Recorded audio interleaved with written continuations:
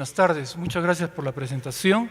Yo había estado originalmente programado el primer día del Congreso a las 8 de la mañana y por una serie de percances de última hora que son impredecibles, hemos tenido que cambiar todo este horario, la huelga de Avianca, la internet se baja y todos estos problemas, pero afortunadamente puedo ver que este Congreso está marcando un hito en lo que se refiere a las actividades de telesalud y telemedicina en Latinoamérica, y felicito a la UNAD especialmente por la colaboración tan eficiente, profesional y afectuosa también, porque hemos siempre recibido muy buena acogida de parte de todos los colegas de la UNAD. Mi presentación el día de hoy, yo la pensaba hacer como una introducción a la telesalud y la telemedicina, con la pregunta, ¿qué es telesalud? ¿O por qué hacemos telesalud y por qué hacemos telemedicina? Cuando venía en el avión de viaje de Denver, en la parte de Houston a Bogotá, estaba yo sentado en la ventana y había una señora que estaba paseándose, estaba embarazada, aparentemente estaba sintiéndose no muy bien con la cuestión del vuelo largo, son más de 5 horas, y bueno, me preocupó porque ella estaba haciendo un pasaje. Me quedé un poco dormido y de repente me despierto y veo que hay una gran conmoción en el pasillo. Una de las azafatas está poniéndose guantes y se está poniendo una mascarilla, y hay uno que lo está asistiendo con unas toallas, y yo no veía lo que estaba pasando en el pasillo, pero me imaginé pues que la señora estaba dando a luz. Eso fue lo primero que me llamó la atención, con todas las máscaras y los guantes, etcétera. Inclusive llamé a uno de los azafates y le digo, yo soy médico en caso que me necesiten. No se preocupe, todo está bajo control. Bueno, yo estaba simplemente imaginándome, en base a lo que estaba viendo, lo que podía estar pasando, en base a la información que yo he visto. Pero me olvidé de hacer algo, me olvidé de preguntar qué cosa está pasando. Y eventualmente le pregunté al señor que estaba en el pasillo, en el sitio, porque también había visto que los que estaban en el pasillo ponían unas caras y no querían ver, y de repente una señora vino tratando de pasar al baño y de repente vio lo que había en el pasillo y puso una cara fea y se regresó. Y dije, bueno, esto es un parto. Le pregunto al señor del pasillo y me dice, no, una de las pasajeras ha vomitado y están limpiando el pasillo. Quiero darles este ejemplo simplemente para que vean ustedes qué tal importante es la información que recibimos y qué tan importante es la comunicación. Yendo a la especialidad de patología, muchas veces vemos al microscopio un cáncer y, por ejemplo, el cáncer puede verse de distintos grados. En el caso de cáncer de próstata, por ejemplo, yo puedo decir esto es un cáncer de alto grado, pero si no leo la historia clínica, puedo cometer un error y decir sí, verdaderamente, porque de repente ese paciente está siendo tratado con estrógenos y el estrógeno cambia completamente la morfología y la histología del cáncer. Un cáncer de bajo grado aparece como si fuese de alto grado. Entonces, si yo no tengo como médico la información necesaria para comparar las imágenes que yo estoy viendo con la información clínica, también voy a cometer un error. Entonces, ahí viene el aspecto de introducción. Qué importante es la comunicación, y como el esquema lo muestra, estamos produciendo una cantidad de información muchas veces, en este caso una información oral, y que está siendo por una serie de medios que van a alterar esa información antes de que llegue al oído y al cerebro del recipiente. Entonces, para los seres humanos las palabras son más que un medio también de comunicación, porque pueden moldear inclusive nuestras creencias religiosas, creencias políticas, nuestros comportamientos, sentimientos y en última instancia lo que vamos a hacer. Las espadas y las armas, dicen, pueden coaccionar y amenazar, pero no es nada comparable con el poder de la palabra y la herramienta que nos puede moldear nuestras opiniones. Entonces, el lenguaje y la comunicación, la regla es que no es lo que usted dice, sino lo que la gente oye. Y esto es un importante en los medios de comunicación y que también se aplica a la práctica de telesalud y telemedicina. Las palabras son una de las herramientas más poderosas que poseemos y podemos encender revoluciones y desactivar tensiones. Un psiquiatra, simplemente conversando con el paciente, puede curarlo. Entonces, el problema es que las palabras se subestiman como centrales para el procesamiento del pensamiento y el comportamiento, así como para las tomas de decisiones. Este autor Frank Luntz es un profesional relativamente joven que ha sido consultor de partidos políticos y él dice que el 80% de nuestra vida es emoción y solo el 20% es intelecto. Entonces estamos más interesados en cómo nos sentimos que en cómo pensamos. Podemos cambiar la forma de pensar, pero lo que sentimos es algo más profundo y fuerte, que es muy difícil de remover, está muy dentro de nosotros. Cómo pensamos es algo que está en el exterior, pero cómo nos sentimos está muy dentro de nosotros, y eso es lo que necesitamos entender. Entonces, por ejemplo, la comunicación, dentro de los pasos básicos de la comunicación, tenemos primeramente la intención de comunicar. Tenemos que tener dos personas o dos elementos biológicos o inclusive pueden ser mecánicos, donde uno tenga la intención primeramente de comunicar. Necesitamos componer ese mensaje, codificarlo con un sistema bien sea digital o un sistema de palabras o un sistema de señales. La transmisión de esa codificación, luego la recepción de esa señal, la decodificación y después la interpretación. Entonces, con todo este complejo sistema que nosotros usamos cada día o que inclusive en los animales o en las plantas se presenta todo este sistema de comunicaciones, tenemos que aplicar ese tipo de entendimiento, de complejidad a la práctica de lo más elaborado que tenemos en este momento, que es las telecomunicaciones, que es la informática, y que en particular la aplicamos nosotros en la práctica médica.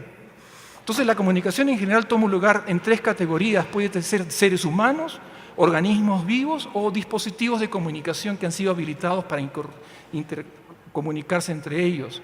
Entonces, estas comunicaciones pueden ser intencionales o no, pero tienen algún efecto y el propósito es el de informar, generar acciones, crear un entendimiento y transmitir ideas. En base a esto, me encontré una publicación que fue presentada en el Congreso de Sevilla en el 2015 por un grupo de médicos españoles, donde han escrito el manual de estilo para médicos y estudiantes de medicina, que debería ser una especie de manual de urbanidad. Cómo debemos de comportarnos, por ejemplo, en las redes sociales. Y lo hemos colocado, el PDF, en nuestra página web.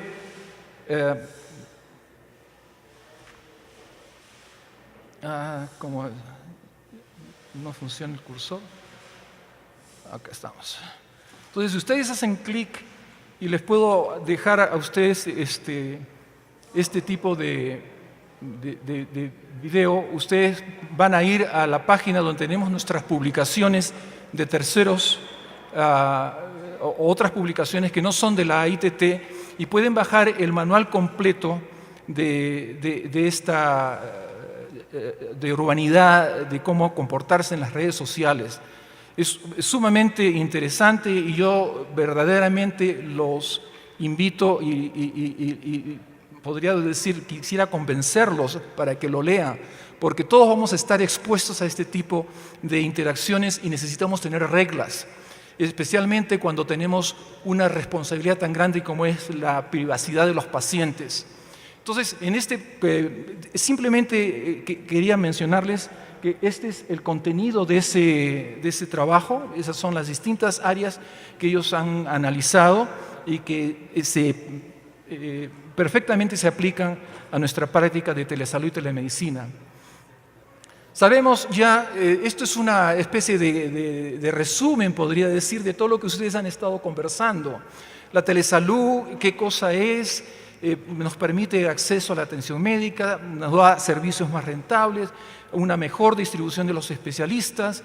Y, por ejemplo, acá voy a mencionar muy rápidamente 10 principios básicos que nos responden en cierta forma a la pregunta ¿por qué hacer telesalud y telemedicina? Primero, que nos va a aumentar el acceso a la asistencia sanitaria, especialmente en zonas donde nunca, podríamos decir, ha habido atención sanitaria. Mejora los resultados de la salud, los pacientes son diagnosticados más rápidamente y pueden evolucionar mejor. La telesalud reduce los costos de la atención médica, ayuda a abordar la escasez y la mala distribución de especialistas. No voy a entrar en todos los detalles que ya he mencionado para tratar de ahorrar tiempo. Apoya también programas de educación clínica, mejora el apoyo de pacientes y familias porque van a tener un mejor acceso al médico tratante y a la enfermedad del paciente. Mejora la productividad de las organizaciones. Empleados, por ejemplo, en vez de estar pidiendo permiso para irse a ver al familiar en el hospital, pueden comunicarse por medio de telecomunicación básicamente y conversar con el médico sin necesidad de moverse del lugar del trabajo. Los que están interesados en el medio ambiente y el tiempo, reduce el tiempo porque muchas veces estando en mi casa puedo ser atendido sin necesidad de mantenerme en un ómnibus o un microbús por 2 o 3 horas hasta que yo llegue donde el médico, esperar y después volver a regresar. Entonces todo esto ayuda también a conservar energía, menos contaminación. Y estos son algunos ejemplos simplemente para ilustrar, por ejemplo, y esto ha sido analizado a saciedad con estas magníficas presentaciones, el monitoreo familiar, domiciliario, por ejemplo, en las enfermedades crónicas, reducen tremendamente las visitas hospitalarias, no solamente porque el paciente ya no tiene que ir al hospital, sino que ya no va a tener complicaciones, porque va a estar monitorizado constantemente y un paciente diabético, que es el ejemplo clásico, no van a entrar en coma, que lo van a tener que llevar a la emergencia, donde va a tener que, primero va a tener un tremendo riesgo de su vida y segundo, la cantidad de dinero que se va a invertir en sacarlo de ese coma va a ser muy superior al mantener ese tratamiento como debe de ser. El promedio nacional de reingresos a los hospitales dentro de 30 días también se ha reducido tremendamente, las provisiones de tratamiento que reinvierten las consecuencias, por ejemplo, en el caso de derrame cerebral, ha aumentado de 15 a 85% debido a que estos programas, tanto de educación a la población, ahora estamos viendo propaganda en muchos centros hospitalarios donde nos indican cuáles son los signos de un derrame cerebral o de un infarto cerebral, donde explica muy claramente cómo se va a caer la cara en un lado, cómo el paciente va a empezar a tener dificultades al hablar, etcétera, etcétera. O sea que estamos dándole toda esta información a los pacientes y a los familiares para que puedan diagnosticar o prevenir este tipo de problemas cardiovasculares o cerebrales. Hay algunos aspectos en contra que también se relacionan con la presentación anterior.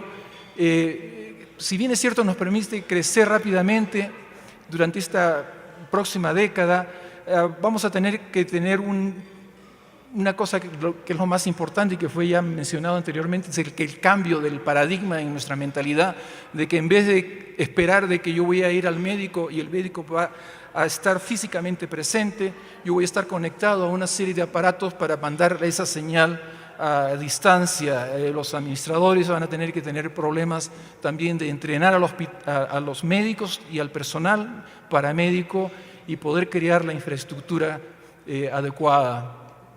Cambios de los proveedores también puede ser un problema porque no siempre voy a ser atendido por el mismo médico. Entonces, si no es que hay un buen control de la historia clínica electrónica, entonces el pasar de médico a médico también va a crear una serie de problemas de interpretación. Ya no va a haber esa consulta personal, pero sin embargo en pacientes que simplemente no pueden ir a ver a sus médicos en persona, y solamente requieren un examen físico o inclusive psicológico, la telesalud es siempre en la balanza la mejor alternativa. A veces tenemos políticas difíciles y estamos siempre luchando por estas legislaciones, esperando tener las licencias y si es que las compañías de seguros nos van a pagar o no por este tipo de atención. O sea que el próximo paso es ver de que en el próximo quinquenio, hasta el 2020, vamos a tener un incremento tremendo.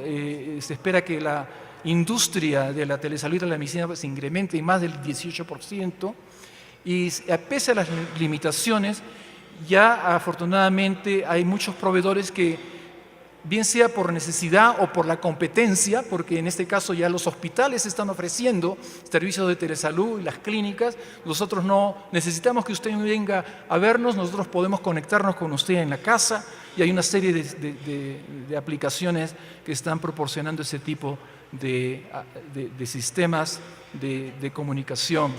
Esta es la fotografía que nosotros usamos en el año 2014 para el primer Congreso Iberoamericano de Telesalud y Telemedicina que se realizó en Lima. Fue una fotografía que ganó un premio al fotógrafo que la tomó, pero que básicamente ilustraba cuál es nuestra misión y en parte responder la pregunta que he mencionado al principio de la conferencia: ¿por qué telesalud y telemedicina? Y este es el por qué. Esta gente abandonada, no solamente el niño, pero miren la cantidad de piernas que se ven abajo, muy humildes, la mayoría de ellas mujeres y posiblemente ancianos, que son el principal motivo de nuestra práctica de telesalud y telemedicina. Y para terminar, quiero ilustrarles un ejemplo, un caso típico que me llegó hace algún tiempo y que lo he mantenido siempre con mucho cariño porque ilustra tremendamente la importancia de estas comunicaciones de la telemedicina. Este es un colega de Texas, peruano, que vino al Perú, a la ciudad de Ayacucho, en una misión médica en el año 2009, acompañado con otros colegas también médicos y enfermeras, etc. Y se fueron al Hospital Regional de Ayacucho. Se encuentran con una niña de 11 años, de origen de San Francisco, no California, sino un pueblo que se llama San Francisco en el departamento de Ayacucho, en la ceja de selva. Y esta niña tuvo que viajar, y la llevó la mamá, sabiendo de que iba a haber una misión médica, de que podían ellas tener una consulta. El transporte fue un camión de carga y se demoraron 18 horas en llegar desde San Francisco hasta la localidad de Ayacucho. Este es el pueblo de San Francisco, como ustedes ven, muy pobre, las casas son muy humildes y la atención médica es casi nula. Y si es que existe una atención muy general. Esta es una captura de pantalla de la trayectoria que ha tenido que tener esta persona para ir desde San Francisco hasta Ayacucho, pasando por todas las montañas, con caminos precarios que explican de que a pesar de que eran más o menos 190 kilómetros, se demoraron 18 horas.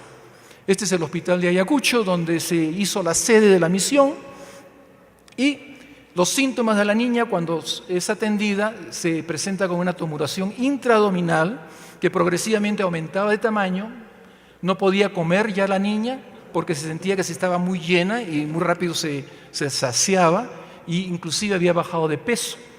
No podía acostarse por la tremenda tumoración en el abdomen, estaba en posición supina porque sentía que se iba a desmayar y durante las últimas semanas había dormido sentada. Y lo interesante es de que había sido visto por un médico anteriormente y le habían recetado vitaminas. Esta es la fotografía de la paciente con un proceso tumoral, masa abdominal, que abarcaba desde el cuadrante inferior derecho hasta el epigastrio, y los exámenes auxiliares. Este médico estaba en el hospital y dijo, bueno, lo primero que hay que hacer es un ultrasonido.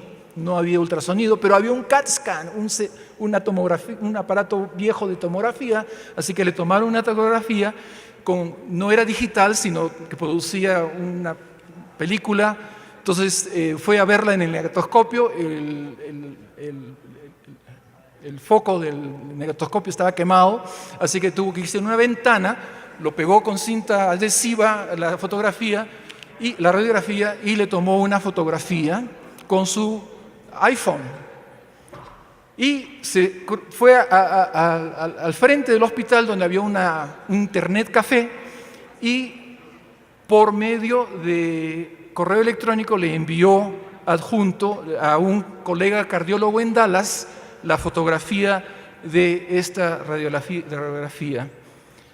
Y esta es la radiografía, como ustedes pueden ver. Existe una gran tumoración, que principalmente desplazada hacia el lado derecho, pero que es difícil determinar de qué origen tenía. Pero sí, definitivamente, el colega, después de 5 horas de haber mandado el correo electrónico, de haber consultado con otro radiólogo en Dallas, le mandan la respuesta que dice: las imágenes son patognomónicas de teratoma. Como ustedes pueden ver, tiene zonas de calcificación, zonas de distintas densidades, etcétera, pero que no era posible discernir si provenía del ovario, del intestino o del estómago, o sea que eso ya era algo que tenía que verse en el momento de la operación. El médico cirujano que estaba viéndola también es un cirujano vascular, que él ha tenido práctica en tumores abdominales, pero no en niños. Y entonces su primo hermano, que era cirujano pediátrico, entrenado también en Estados Unidos, pero que estaba en Lima, lo llamó por teléfono y le dijo: mira, tengo este caso, ¿qué hago? Entonces le dijo: dice, los teratomas no están adheridos a órganos, son intraabdominales, pero al momento que tú abres, saltan y lo único que tienes que hacer es cortar el pedículo y es piece of cake. Relativamente el problema que él sí se centraba era de que él no sabía si este teratoma estaba viniendo del intestino o del estómago, que tenía que hacer una reparación un poco mayor, pero que si era del ovario iba a ser una cosa más sencilla. Discutió el caso con el anestesiólogo y entonces dijeron: bueno, si encontramos algo diferente, entonces cerramos y abortamos el procedimiento. Esta es una fotografía del campo operatorio y efectivamente el tumor, como ustedes pueden ver, no tiene ninguna adhesión, está solamente pegado al abdomen por este pedículo y se procedió a hacer la oophorectomía derecha.